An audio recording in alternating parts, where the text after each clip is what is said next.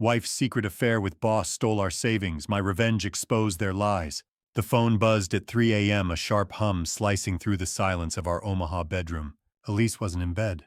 Her side was cold, the sheets untouched. I squinted at the glow of her phone on the nightstand. A single notification lighting up the screen. Bobby A. You still up? My stomach twisted.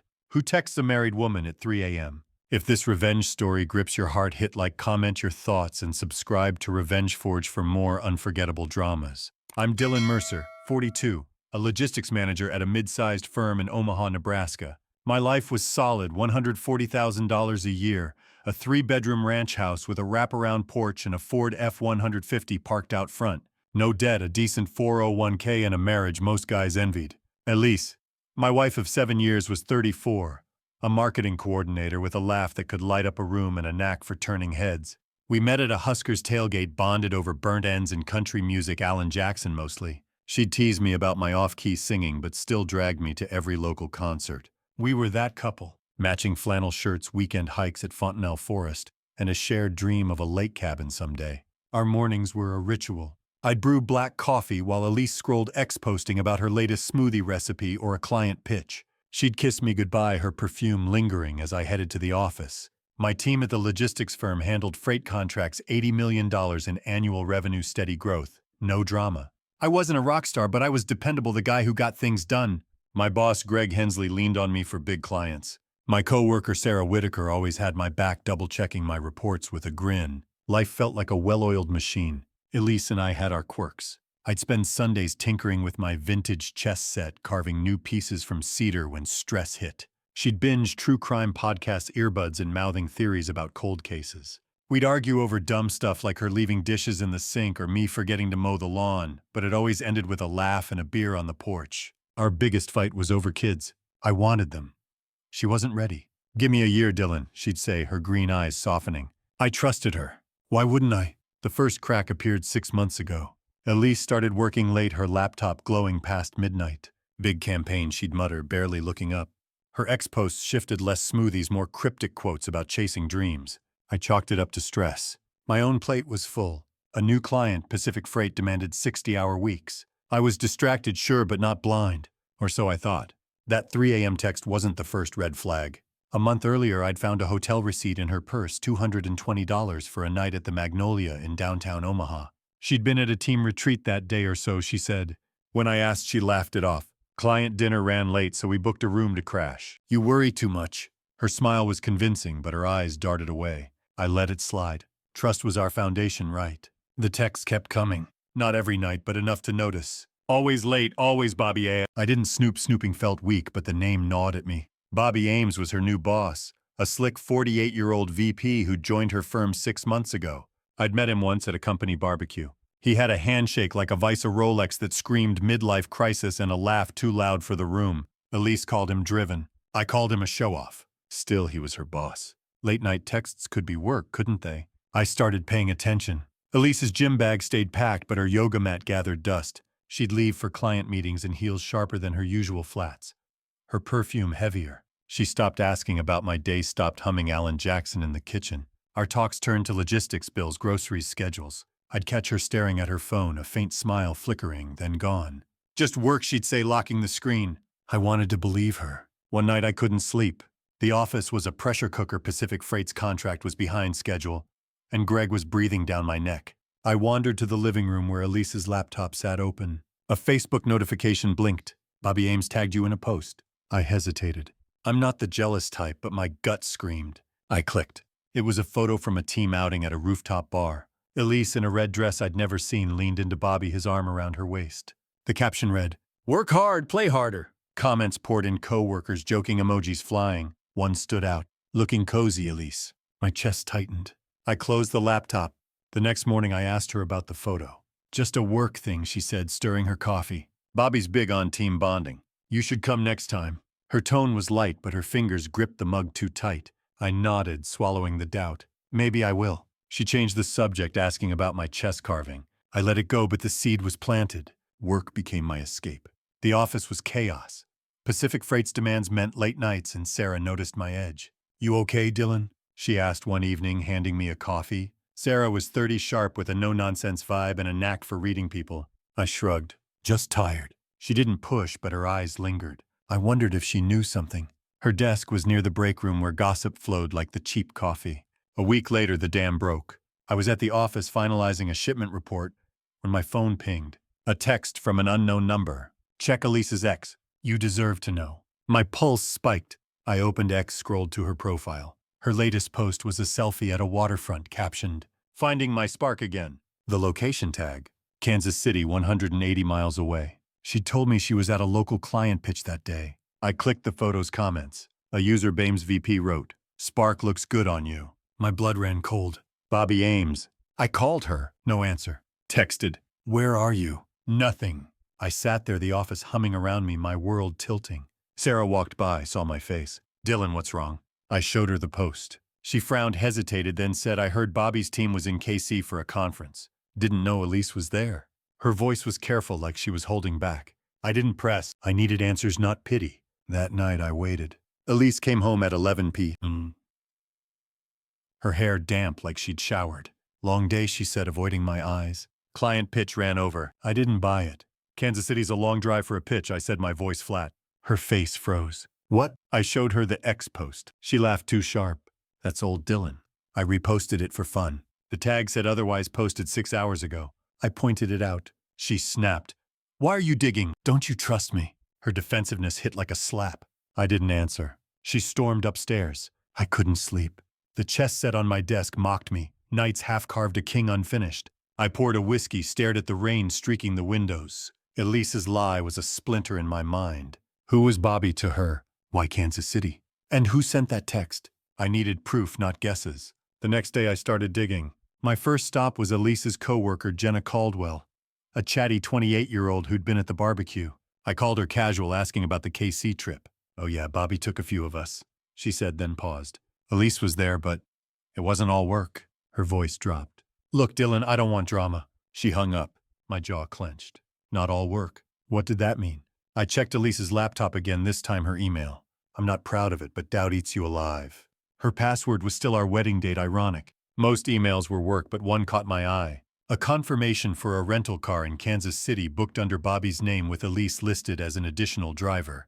Dated yesterday. My hand shook. She wasn't just lying, she was covering tracks. I didn't confront her. Not yet. I needed more. I remembered Sarah's hesitation at the office. She knew something. I'd ask her tomorrow discreetly. If Bobby was crossing lines, someone at her firm had to have seen it. I also thought about my sister Claire Mercer, 38, a realtor with a nose for secrets. She'd always been skeptical of Elise's perfect vibe. Maybe she could help. As I sat in the dark, the rain louder now, my phone buzzed. Another text from the unknown number. "She's not who you think. Ask about the bank." The bank. Our joint savings. Investments. My mind raced. What was Elise hiding? And who was watching close enough to know? The house felt too quiet, the air heavy. I looked at our wedding photo on the mantel, Elise smiling, me clueless. The man in that frame trusted her. The man sitting here didn't. Tomorrow I'd start unraveling her lies. But tonight I just sat, the whiskey burning my throat, wondering how deep this betrayal ran.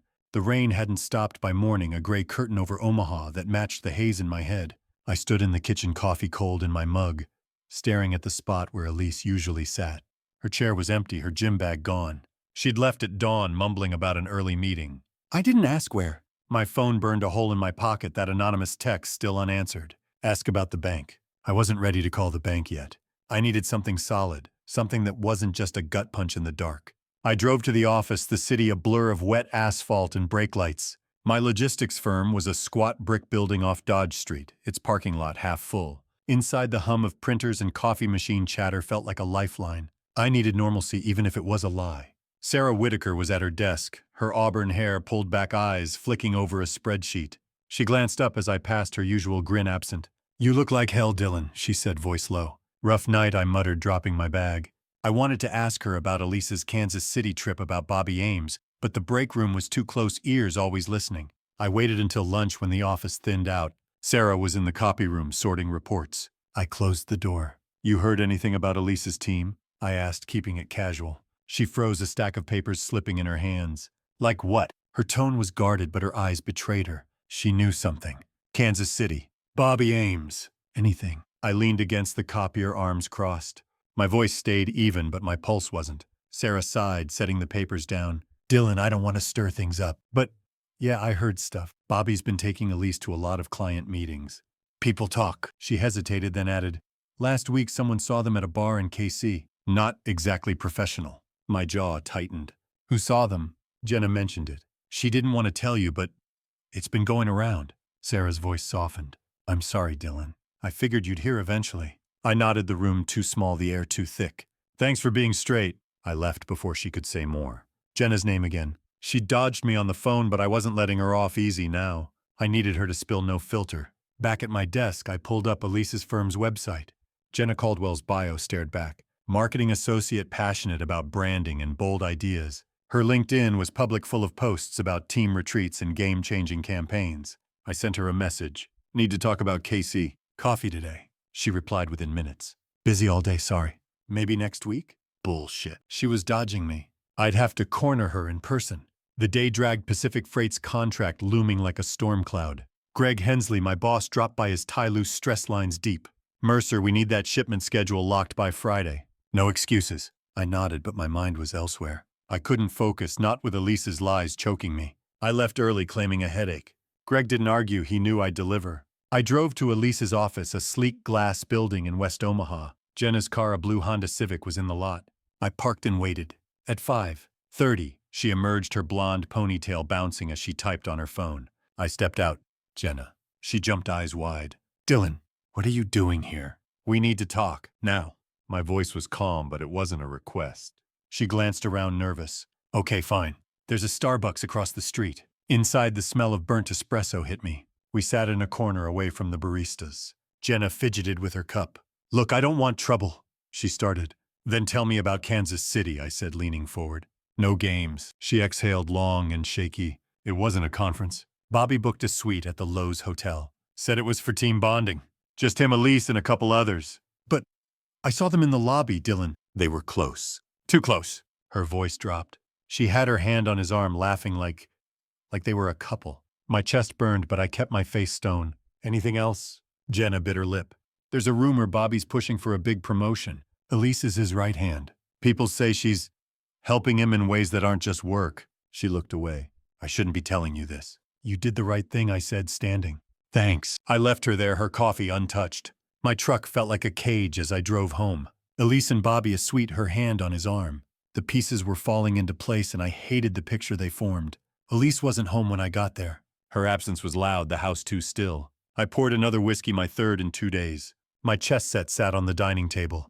A knight half carved, its edges rough. I gripped the carving knife, then set it down. No use ruining good cedar over her lies. Instead, I called my sister Claire. She picked up on the second ring. Dylan, you sound like crap, she said, her realtor cheer replaced by concern. What's going on? I told her everything, the text, the ex post, the rental car, Jenna's story. Claire listened, her silence heavy. When I finished, she said I never trusted Elise. Too perfect, too polished. You need to check your accounts, Dylan. Joint savings, investments, everything. If she's sneaking around, she might be moving money. The anonymous text flashed in my mind. Ask about the bank. You think she'd do that? I asked. I think people show you who they are when the mask slips, Claire said. Check the bank. Tonight. I hung up and logged into our joint account online. My heart sank. Our savings, $62,000, built over years for that lake cabin, showed a withdrawal of $10,000 dated 3 days ago. No explanation, just a transfer to an account I didn't recognize. I checked our investment portfolio. Another $5,000 was gone, liquidated without my signature. My hands shook as I dialed the bank. The after-hours rep confirmed the transfers but couldn't share details without both account holders. Elise had done this. Alone. I sat back, the room spinning. 15 grand vanished. Was she funding her fling with Bobby? Or something worse? I needed to know where that money went. I texted Claire. You were right. Money's gone. She replied instantly. Come to my place tomorrow. We'll figure this out. The front door clicked open. Elise walked in, her hair swept up, a new scarf around her neck. You're home early, she said, surprised. Everything okay? I studied her, searching for the woman I married. Long day, I said, mirroring her excuse. How was your meeting? Fine, she said, too quick. She set her bag down, avoiding my gaze. I'm exhausted. Gonna shower. She headed upstairs, her phone clutched tight. I waited until the water ran, then grabbed her bag. Inside, a folded receipt.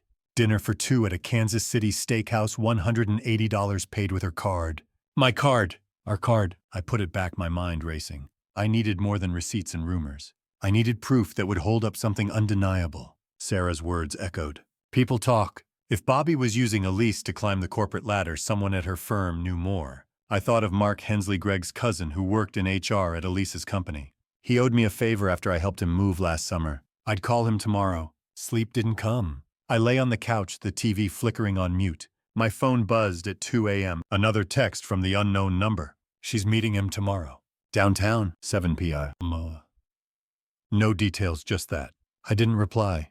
Whoever this was, they were close, too close. A coworker, a friend, or someone with their own axe to grind. I didn't care. If Elise was meeting Bobby, I'd be there. The next day I called Mark Hensley. He sounded distracted but agreed to meet for a beer after work. I spent the day at the office half-focused, dodging Greg's questions about Pacific Freight. Sarah caught me in the hallway. "You talked to Jenna?" she asked, voice low. "Yeah," I said. She confirmed it. Sarah nodded, her face grim. "There's more, Dylan. I didn't want to say before, but Bobby's got a reputation. Not just with Elise. He's been cozy with other women at the firm. Higher-ups look the other way because he brings in clients." She paused. "Be careful. He's not someone you cross lightly." I thanked her and left for the bar. Mark was already there, nursing a Coors Light. He was 45, balding with a tired smile. "What's this about Mercer?" he asked as I sat down. "Elise, Bobby Ames. I need to know what's going on at your firm." Mark's face tightened. "That's a messy topic, Dylan. Bobby's a big dog. Brings in millions. But yeah, he's involved with Elise. It's not a secret in the office. They've been seen together outside work. Hotels, dinners." He leaned closer. "Word is Bobby's gunning for a C-suite spot. Elise is his ticket. Her campaigns are gold. But it's not just business. You know that?" I gripped my beer, the glass cold against my palm. "Anything else?" Mark hesitated. "There's talk of a side deal. Bobby's got investors off the book stuff. Elise might be in on it. That's all I know." He looked uneasy. "Don't quote me, Dylan. I could lose my job." I nodded, my mind spinning. A side deal. Was that where our money went? I thanked Mark and left the evening air sharp. It was 6:30 p.m. The anonymous text said 7 p.m. downtown. I drove to the old market, Omaha's cobblestone heart, packed with bars and boutiques. I parked near a bistro, its windows glowing. At 7:02 I saw them. Elise and Bobby at a corner table, wine glasses glinting. She laughed, her hand brushing his. He leaned in his Rolex, catching the light. My chest burned, but I stayed in the truck, snapping photos with my phone. Proof, finally, but it wasn't enough. I needed to know about the money, the deal, everything. I tailed them when they left, keeping my distance. They walked to a hotel, the Kimpton Cottonwood, its neon sign mocking me. They didn't go in, just stood outside, talking close, her scarf slipping. Bobby handed her an envelope, thick, unmarked. She tucked it into her purse, kissed his cheek, and walked away. He watched her go, then made a call, his face hard. I followed Elise, my truck blending into traffic. She drove to a coffee shop, met a man I didn't recognize, mid-30s, glasses, nervous. She passed him the envelope. He handed her a USB drive. My camera caught it all. What was she trading? Company secrets. Our savings. I didn't know, but I was closing in. Back home, Elise was already in bed, her phone off. I didn't sleep. I uploaded the photos to my laptop, backed them up. The USB drive gnawed at me. Was it evidence of Mark's side deal? I needed to get into her laptop again, but she'd changed the password. I'd have to be smarter. The next morning, I called Claire. She met me at her realty office, her desk piled with contracts. "You look worse than yesterday," she said, handing me a water. I showed her the photos, told her about the envelope, the USB. Her eyes narrowed. "This isn't just an affair, Dylan. That money, the deal, it's bigger. You need a plan." "I'm working on it," I said. "But I need help." "Can you dig into Bobby Ames? His deal's his past." Claire nodded. "I know a guy, ex-cop turned PI. He owes me. I'll get him on it." She paused. "What about Elise? You gonna confront her?" "Not yet," I said. "I need everything first." "No mistakes." Claire squeezed my arm. "You're tougher than I thought, big brother." I left my mind a storm. Sarah's warning about Bobby replayed. He's not someone you cross lightly. But I wasn't backing down. I called the bank again, this time during hours. The rep confirmed the $15,000 was transferred to a corporate account name withheld. I pushed citing fraud. They promised to investigate but needed Elise's consent. Fat chance. At the office, Sarah pulled me aside. I overheard Greg talking to someone from Elise's firm. They mentioned Bobby in a special project.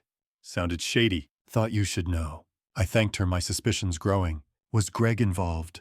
No, he was too straight-laced. But the connection was there. That night, Elise was home cooking pasta like nothing was wrong. We should talk, I said, testing her. She stiffened, then smiled. About what? Us. Work. You've been distant. I kept my voice steady, watching her. She sighed, tossing her hair. I'm swamped, Dylan. Bobby's got me on a huge campaign.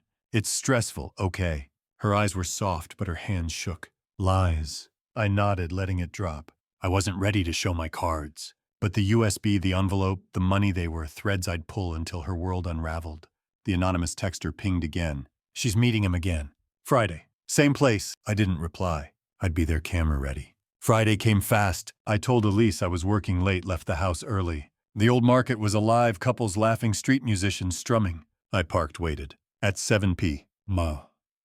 Elise arrived, Bobby at her side. This time, they went inside the bistro. I followed, hood up, blending with the crowd. They sat upstairs private, their heads close. I couldn't hear them, but I saw her pass him a folder. He slid her a key, hotel keycard key, I couldn't tell. My camera caught it. Then a twist. Sarah walked in. Not with them, but at the bar alone, her eyes on their table. What the hell? Was she the texter? Or playing her own game? I stayed low, my mind racing. Elise and Bobby left arm in arm. Sarah didn't follow. I did. They drove to the Kimpton again. No envelope this time, just a long kiss in the parking lot. My lens caught every second. I wanted to storm over, end it right there, but I held back. This wasn't just about her betrayal. The money, the deal, Sarah's presence, it was a puzzle, and I was missing pieces. I went home, Elise still out. Claire texted. PI found dirt on Bobby. Call me. I dialed her. He's got a history, she said. Embezzlement charge dropped 10 years ago. Shady investors now. Your money might be tied to his deal. Elise is deep in this, Dylan. I hung up, the weight crushing me. Elise wasn't just cheating, she was part of something dirty. And Sarah. I didn't know her angle. Tomorrow I'd confront her. Then Elise. The forge was heating and I was ready to hammer the truth. The Omaha skyline was a jagged silhouette against the dawn, its lights flickering like the last embers of my trust. I hadn't slept, not really. The photos of Elise and Bobby, the hotel key, the USB drive, they burned in my mind, a forge of rage and clarity. Sarah's presence at the bistro last night was a splinter I couldn't ignore. Was she the one texting me, or was she playing a deeper game? I needed answers, and I needed them today. I stood in the kitchen carving a chess pawn, the cedar yielding under my knife. Each scrape was a release, a way to keep my hands steady while my head spun. Elise was still asleep, her phone charging on the nightstand. I'd checked it at 4 a.m. No new text from Bobby, but a locked app labeled Notes I Couldn't Crack. She'd gotten smarter, or maybe she'd always been this careful. My first move was Sarah. I got to the office early, the logistics firm quiet, except for the hum of the HVAC. Sarah was at her desk sipping coffee, her eyes flicking to me as I approached. We need to talk, I said, voice low. Outside. She nodded, grabbing her jacket. We walked to the parking lot, the morning air sharp with frost. What were you doing at the bistro last night? I asked, cutting to it. Her face paled, but she didn't flinch. I knew you'd see me, she said. I was following Bobby, not Elise. He's bad news, Dylan, and not just for you. You're the one texting me, I said, not a question. She hesitated, then nodded. Yeah, I didn't want to get involved, but I couldn't let you stay in the dark. She glanced around like the empty lot might have ears. Bobby's running a scam. Off-the-books deals, fake invoices, skimming client funds. Elise is helping him, or he's using her. I'm not sure which. My gut twisted. How do you know this? I dated a guy in their IT department last year, she said. He found files, encrypted transfers, shell accounts. Bobby's name was all over them. When I saw him with Elise, I started digging. I'm sorry, Dylan. I should have told you sooner. Why didn't you? My voice was harder than I meant. She looked away. I was scared. Bobby's connected. People who cross him get fired or worse. But I saw you falling apart. I had to do something. I believed her mostly. Sarah wasn't the type to lie, but she'd held back before. What about the USB, the envelope? No clue, she said. But I bet it's tied to his deal. Elise has been logging into secure servers after hours. It flagged it, but Bobby shut it down. I nodded, my mind racing.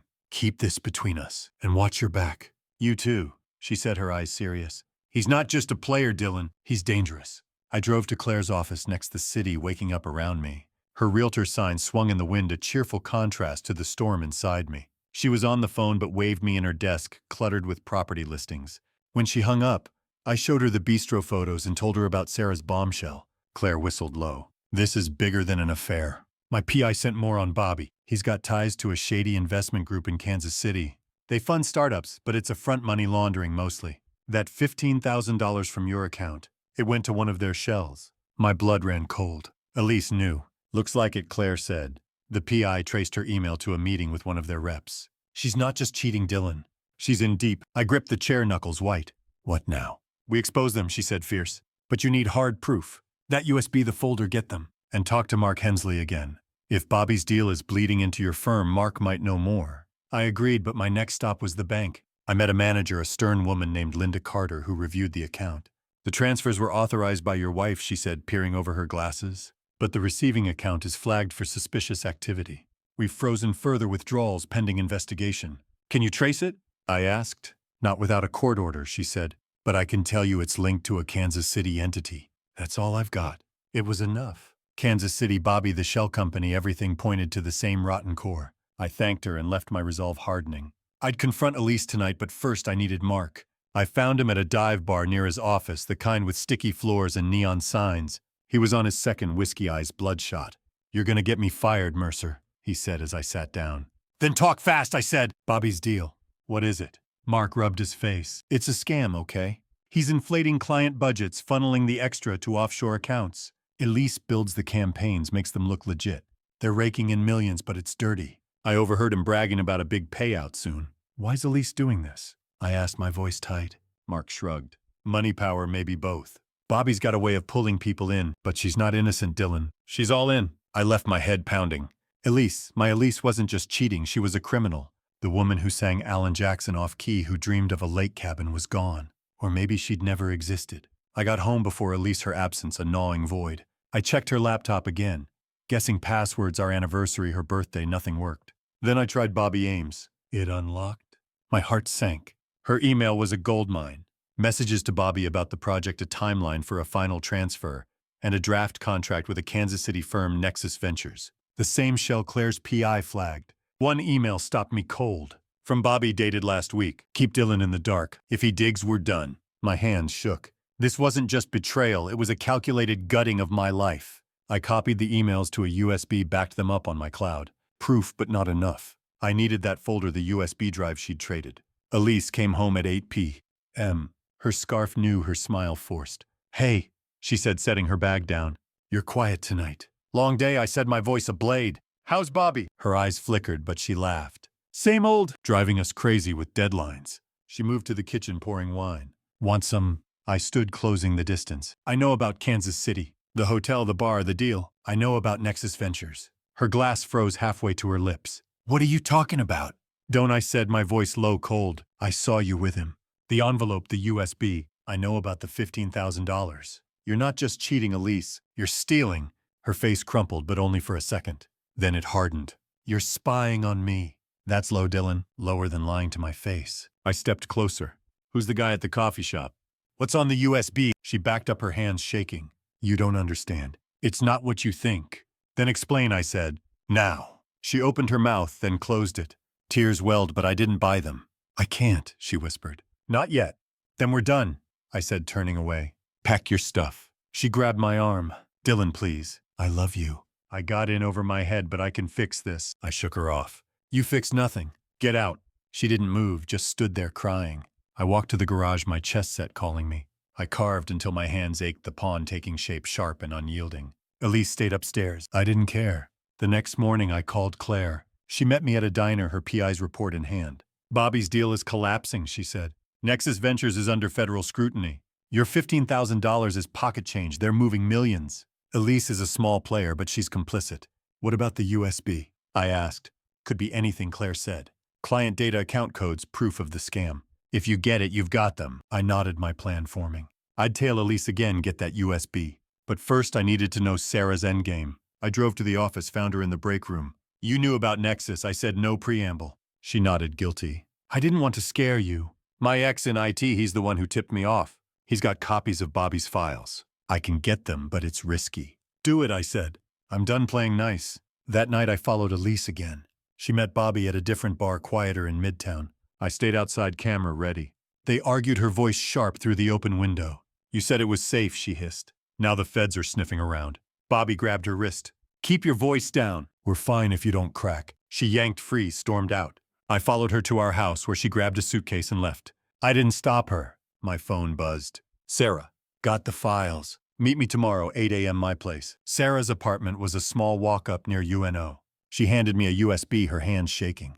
This is everything. Transfers, emails, Nexus contracts. Bobby's done if this gets out. I took it, my resolve steel. Why risk this for me? She looked away. Because I've been where you are. Betrayed. It hurts. You don't deserve it. I thanked her and left the USB heavy in my pocket. At home, I plugged it in. The files were damning. Bobby's scam laid bare Elise's name on every major deal. One file shocked me, a recorded call between Bobby and a Nexus rep discussing a loose end. Me. If Dylan talks, we bury him, Bobby said. My blood ran cold. The next twist hit like a freight train. Claire called frantic. The PI found something else. Bobby's not just a crook. He's got a past with your firm. He worked there years ago under a different name. Greg fired him for fraud. That's why he's targeting you. My mind reeled. Bobby knew me. I dug through old company records, found a Robert Allen fired in 2008 for embezzlement. Same age, same build. Bobby Ames was a ghost, a grudge wearing a Rolex. He wasn't just using a lease. He was settling a score with me with Greg with the firm. I had enough. I contacted a lawyer, a friend of Claire's named Tom Wheeler. He reviewed the files, his face grim. This is federal-level fraud. You've got enough to sink them, but it's a bomb. Once it's out, Elise goes down too. I didn't hesitate. Do it. Tom filed a report with the FBI anonymously using the USB files. I sent copies to Elise's firm's CEO marked urgent. The fallout was swift. By Monday, Bobby was suspended, his office sealed. Elise was called in her face, pale, on the newsfeed I caught on X. Nexus Ventures collapsed, its execs indicted. Elise came home that night, her suitcase still packed. You did this, she said, voice breaking. You ruined everything. You ruined us, I said, calm. You chose him. You chose the money. Live with it. She cried, begged, said she'd been manipulated, that Bobby promised her a future. I didn't listen. I handed her divorce papers already drafted. Sign them. We're done. She signed, tears smearing the ink. She left her scarf trailing like a ghost. I didn't watch her go. The final twist came a week later. Sarah confessed she'd been the one who sent the first anonymous text, but not the others. Those came from Greg, who'd suspected Bobby's return and wanted me to dig without tipping his hand. He apologized, offered me a promotion. I took it, but I wasn't celebrating. I moved on, or tried to. The house felt too big, the chess set too quiet. I carved a new king, its crown sharp unbroken. Omaha's streets carried on the rain, finally gone. I won, but at what cost? Was I right to burn it all down? Trust is a house one crack and it's never whole again. Like what you heard. Hit that like button, share your thoughts in the comments, and subscribe to Revenge Forge, because the next story might just be your favorite one yet.